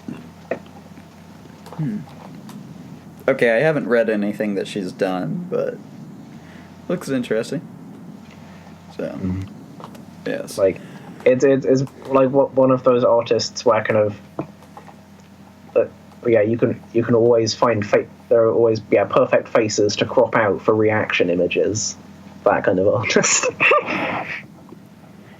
See, I will say this. One thing that did bug me, and this bugs me a lot when it comes to this sort of thing, like, it bugged me about Hannah Montana when I was a kid, okay? So, like, but the whole question of, like, people will be mad that you lied if you're like if you reveal that you're Jerica, and it's like, no, they won't. You're a performer performing under a stage name. There is literally no, like, that's the thing. It's like when they brought up the hologram technology, I was like, okay, now that's a legitimate consequence. But just telling the world that your real name is Jerica Benton's like, there's no consequence there. I don't understand why this is such a dramatic thing. I don't. But with the additional context of the original ongoing, like, because Jerica is the hologram's manager to the public, so like she has effectively been lying about her identity to sort of like their record company, for instance. Okay, so like that's probably illegal then. But yeah, at least from like a fan's perspective, you do wonder like who as a fan is going to care that much. Yeah. But certainly there would be real world consequences for them. Yeah, I guess. Well, yeah, I guess. If they've legally been signing, like if she's been signing her checks, Jim, that is. Yeah, like. That's definitely a problem. There has been shenanigans where they're sort of at the record company, and they have to have Synergy project kind of just a pure hologram gem to like hang around with them because Jerica has to be there too, kind of thing. So they have been deceiving, even their record company. Okay. Yeah. Okay. All right. But that was just one thing that stood out to me. It's like I've never understood this as being a big deal because stage names are a thing that like they're a thing. Sia. Her whole thing is keeping her face obscured. It's like this is a thing musicians do. It's like I don't see it as such a big deal. But then it's like then they brought up the hologram technology and okay, yes, true that. Technology probably would warrant a lot of media attention, and so but overall I thought this was I actually thought this was a really fun this was actually I think a really solid jumping on point for me, so I'm definitely going to go back and pick up the gym trades, so and it's definitely worth it. Like it's basically a kind of a dramedy. It's kind of like it's consistently sort of like funny, but it is also a drama book as well. So I would say dramedy. That's how I would describe it. I mean, I read the current Archie comics, so I don't need superhero action in my comic books. I can read pretty much anything. So, but just saying, I do particularly recommend the Misfits miniseries, which sort of it's 5 issues, and then each issue does a sort of little flashback story for each one of the Misfits, and it's really fantastic. They're only kind of like villains in the sense that like they kind of are antagonists, the holograms. But like the Misfits are kind of a really great set. The IDW Misfits are a really great set of kind of villains. For, like they're not evil, but they're a really great set of antagonists. Like they are well fleshed out characters, and they're likable and relatable and such. So overall, I would personally highly recommend Gem and the Holograms Infinite #1. So, last but not least, we have Clue. Now, Clue. You might be wondering, why are we covering Clue on this podcast? This is a Hasbro Universe podcast, and yet we don't cover My Little Pony. At least with Gem, we have the justification of we know those characters exist in some way, form, or fashion in the Hasbro Universe. But, we don't cover My Little Pony, so clearly we're not covering every single Hasbro property. And I personally blame the Allspark. Because if it were not for one person on the Allspark pointing out that Clue happens to have the Hasbro Tribune, like, little column in the back, we would not be covering this. So basically, the question was then asked, well, should we cover this on the wiki? And Callum here said, I suppose there's no harm in doing it. And so I said to him, all right, well, we have to talk about it on the podcast now, don't you? Yep. Yep. So, and then, and so here we are. Yes, and then I put it up to a vote on Twitter, and the options were yes, no, there's a Clue comic, and yes, and there's a Clue comic, one out. So we're talking about this. And I'm so glad we are, because oh my gosh, this was a fun book. This was hilarious.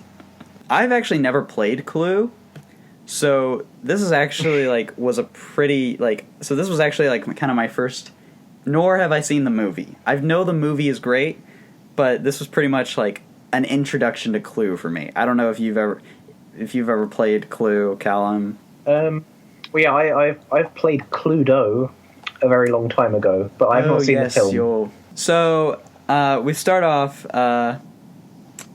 with so basically we get a cast list, which is like the guest list, which features Upton, our omniscient narrator butler, and then we have the suspects: Miss Scarlet, Mr. Green, Dr. Orchid, Detective Ochre, Detective Ochre, Professor Plum, Detective Amarillo, Colonel Mustard, Mrs. Peacock, and Senator White. And then, of course, we have the murder victim, A Body.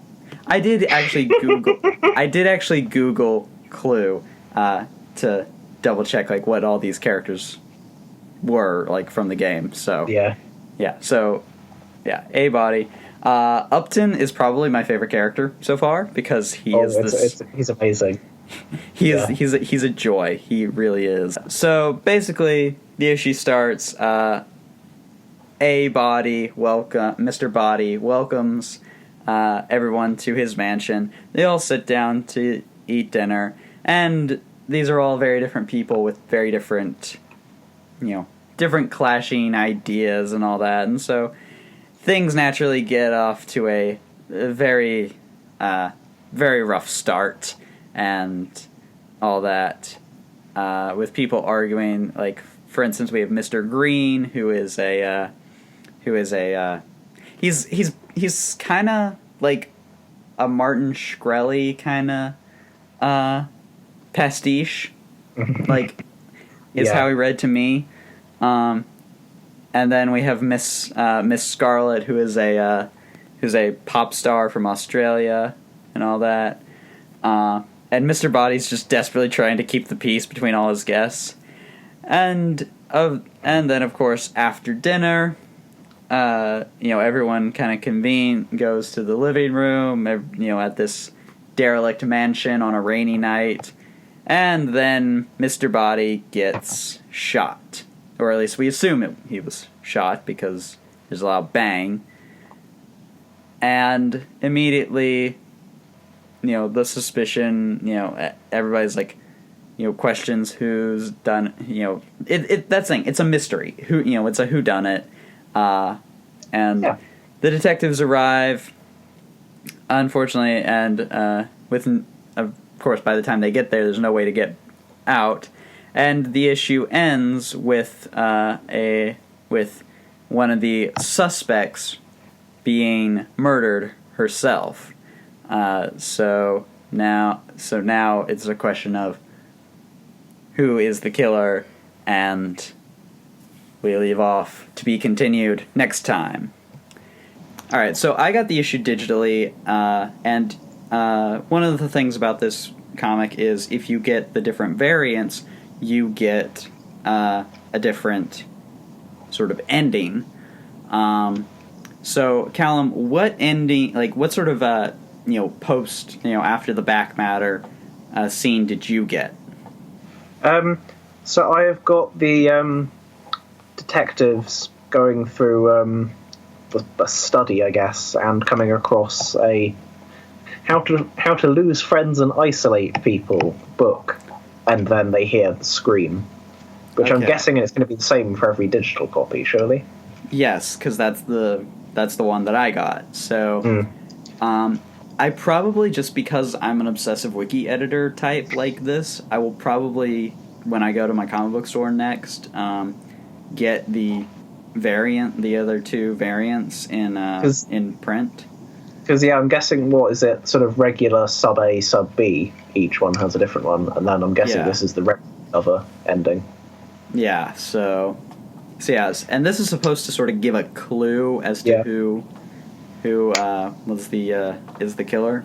So I should say it's not quite an ending. It's like sort of it's set before the end of the comic. It's like a little sort of bonus flashback page almost.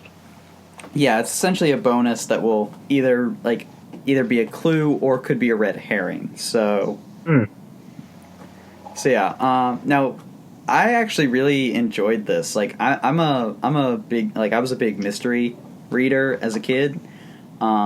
So the fact that we that this sort of is follows in that sort of Agatha Christie kind of whodunit was something that I really had a lot of fun with.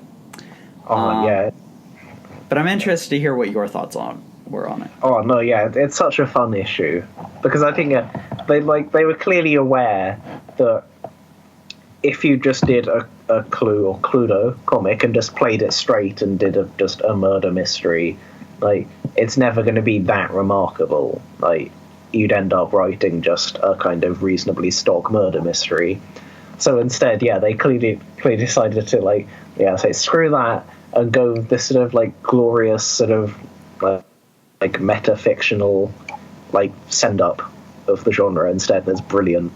Yeah. Like on the sort of the kind of omniscient narrator butler who sort of is aware of murder mystery tropes and makes snarky comments about it and it's so fun. Yeah. I do really recommend this issue because just even if you've never played the board game or see the film, have you? But it's a really fun issue. Just regardless of any connection to the board game. Yeah, I do know though that the movie is sort of a comedic take on the sort of whodunit genre. So, okay, yeah. So I knew it's a comedy, and that's the thing, and it had multiple endings, so that's why they did the whole quote unquote multiple endings in the first issue. Well, that wasn't aware of. Yeah, that's the thing. I've never seen it, but I've heard about it. Yeah, it's definitely they played up the comedy bit. Upton is hilarious, and we even see we even see him peer not just out of the fourth wall into to us, but he also there's a scene where Carlos Guzman, who is an editor at IDW who has worked on numerous Hasbro titles, Transformers, Joe, numerous ROM. He's worked on pretty much it all. Is there and Upton talks to him, and it's and there's even a gag where it's Carlos Guzman, editor at IDW, did not approve this joke. Mm. Yeah, it's great. Yeah. Oh, and because some people were asking about this on the AllSpark, there's actually a cameo by a character Guzman created for a webcomic called Time Cheetah, who's in a framed picture in Guzman's office. Which I just wanted to say, if you have not read Time Cheetah, you should read Time Cheetah because it's amazing. It is amazing. Okay, it's about a cheetah. Well, it's about a guy with a cheetah with a cheetah head, but a human body. Mm-hmm. And he can only speak in rars. Rar? Rar. Makes sense. Rar. It's a cheetah head. Yeah. Yes. And he is a police officer who travels through time solving mysteries. And the first story arc literally has him fighting in a Roman gladiator arena fighting monsters. And then he goes to an island called Stalin Island, which has a picture of which has a giant Mount Rushmore style Stalin head on the mountain. It's hilarious. It's amazing. You should all go read it. I should have to check that out. Yeah. It's great. But yeah, I mean, that's the thing. This was a very much they knew that they could not just play this straight, so they they chocked it full of jokes. Everyone in the room is a terrible person. Like, that's the thing. Like, you could suspect any of these people for being the murderers because they're all terrible. like I said, there's the Mr. Green, who's basically Martin Shkreli. It's like they're all just like horrible people. So really, I think the biggest question is just, who do you think was the murderer, Callum? No idea. Not enough evidence to come to a conclusion at this stage. Yeah, same for me. So, but that's the thing. It's a whodunit, so you got to ask that question. It's like, so who's the current suspect? It's more about who it isn't now, I guess, than who it is. Yeah. Oh, but I did love just that final page, though. Yeah, the detective, goes over. I don't know, but one thing is for certain: the murder weapon was definitely a candlestick, or a lead pipe, possibly a revolver, or a wrench, or a knife, maybe rope. Just listing all of the possible murder weapons from Cluedo. See, that's what I assumed that was, but I was not. Like I said, I was not sure. Oh dear. And I have to say the art as well is very nice. It's sort of stylized. And use of the sort of old kind of, like, I don't know if there's a name for it, but the kind of shading like you get in sort of, well, like you get in kind of black and white stuff sometimes, but with sort of dot shading, and it's very nice looking. Yeah. I hesitate to call it, I'd hesitate to call it Tothian, but it's sort of similar to that. Sort of that kind of jagged, that sort of deep contrast of lights and shadows. So. Yeah. But it's not exactly Tothian, but it's similar. But no, it's very nice to look at, certainly. And it's incredibly funny. Yeah. So, but yeah, so, I mean, I guess we recommend Clue, or... Yeah! I mean... It's great. Yeah. I mean, it's like if you want to trade weight, because, I mean, this is a miniseries, go ahead, but it's if you want to read, like, just... If you want to follow along with us as we read this month to month, like, please do, because it's really funny. It's real fun. I'm glad I bought it, honestly. Like, yeah. Like it is kind of, and we're talking about trade weighting, but this kind of it does kind of play on its kind of serialized nature as well, and in like a way that I think would be slightly lost in trade, because like Upton ends the issue by saying, "Oh yeah, to be continued." Well, obviously, that's how comic books work. True. That's actually a good point. So I'd actually it's sort of it's self-aware of its nature as sort of a piece of serialized fiction. Yes. So yes. Highly recommend Clue. Get it? Like rate it with us. Didn't think I'd be saying that like a week ago, but yes, go read Clue. It's really good. Yeah, I mean, I didn't even think I'd be reading it like a week ago. No. But no. Hold on. I have to. Hold on. Give me a sec. I gotta check something real quick.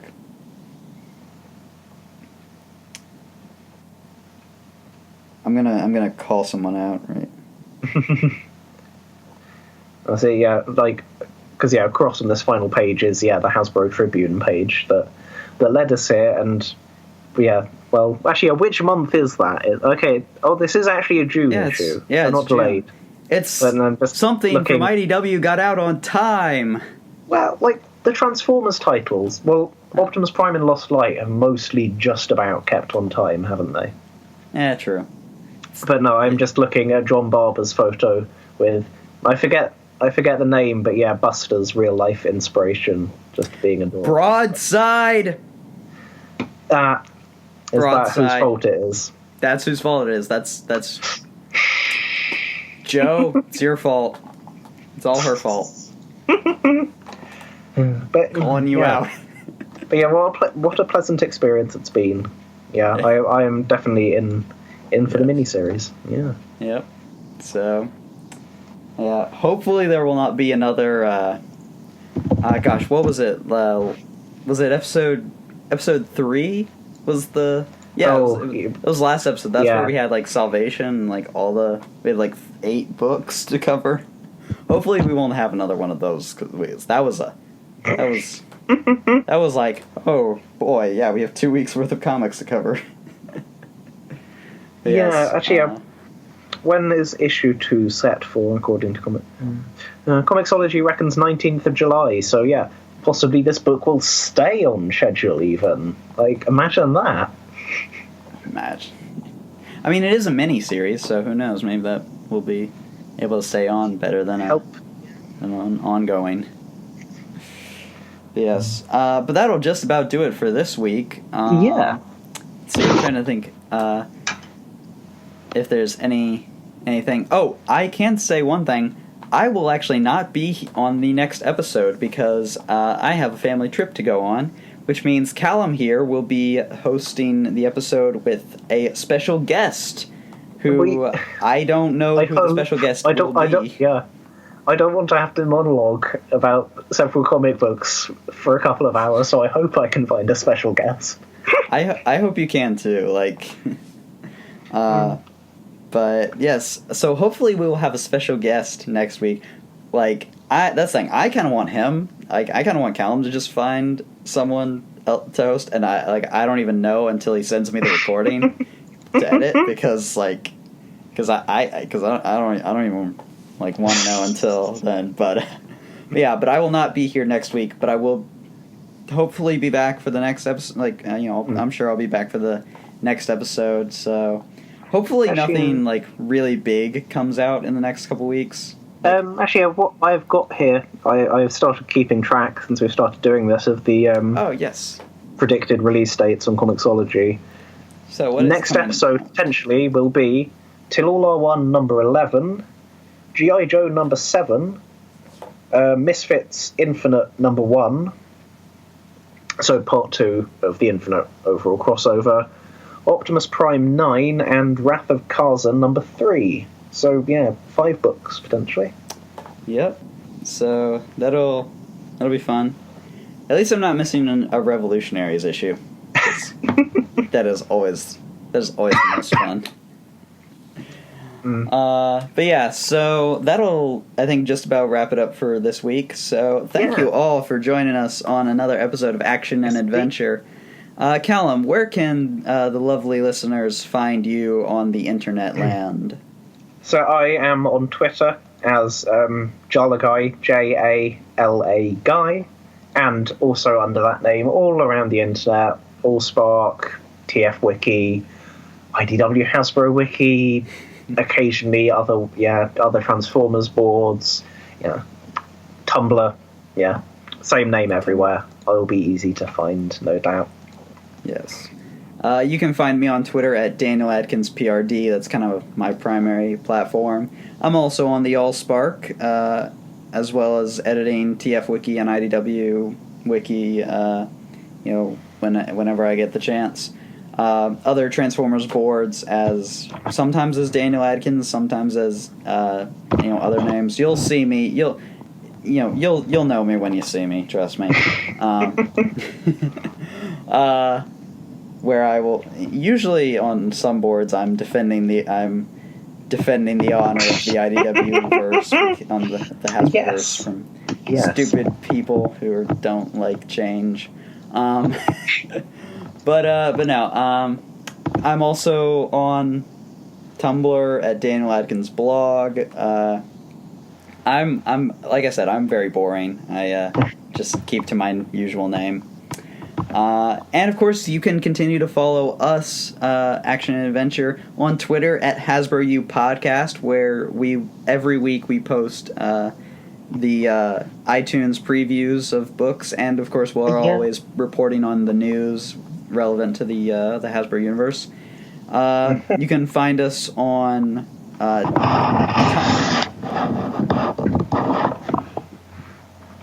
You can also find us on our Tumblr. We recently got a Tumblr page.